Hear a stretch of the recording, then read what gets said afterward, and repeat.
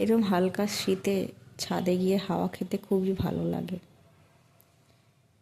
পুরো মাঠ তো কুয়াশায় কুয়াশায় ভর্তি, সূর্য পুরো গোল থালার মতো উঠেছে।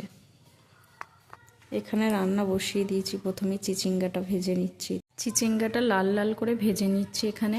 তারপর আলু পেঁয়াজটা একসাথে ভেজে নিলাম। এই যে আমি এখানে রান্না করছি বসে বসে, সেটা তো দেখাতেই হবে সবাইকে, নাহলে লোক ভাববে আমি তো কাজ করিনি, চুপ করে বসে থাকি। আলু পেঁয়াজটা ভাজা হয়ে গেছে। লঙ্কা গুঁড়ো হলুদ গুঁড়ো দিয়ে জল একটু ফুটিয়ে নিয়ে তাতে আগে থেকে বেটে রাখা তিলটা দিয়ে তার সঙ্গে চিচিঙ্গাটা দিয়ে একটু নেড়ে নিলাম।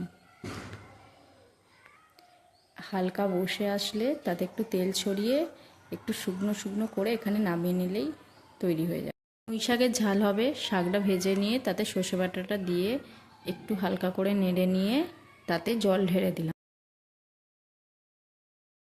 এখানে শাকটা প্রায় সেদ্ধ হয়েই এসছে। তারপরে মা চলে এলো রান্না করার জন্য। কড়াইয়ে তেল দিয়ে পাঁচফোড়ন দিয়ে পেঁয়াজটা হালকা ভেজে নিয়ে সেদ্ধ করে রাখা সবজিটা তাতে দিয়ে দিল।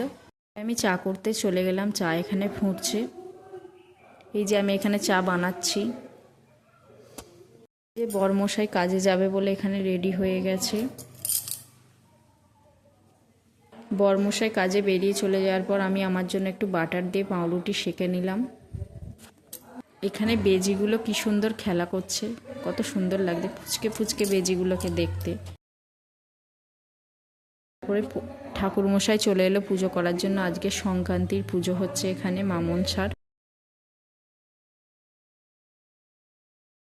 তারপরে আমি ছাদে গেলাম। এই যে মিউনি চারগুলো বাপি, আমার বরমশাই, তারপরে আমার দেওর, সুদীপ, কালরাত্রে এগুলো ওরা খাটিয়ে রেখেছে।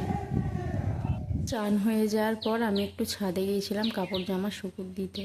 প্রচণ্ড রোদ। দুপুরের খাওয়া কমপ্লিট। লাস্টে ছিল আমের আচার, খুব পছন্দের আমার। আজকে সারাদিন কী করলাম তার নিয়ে ব্লগটা।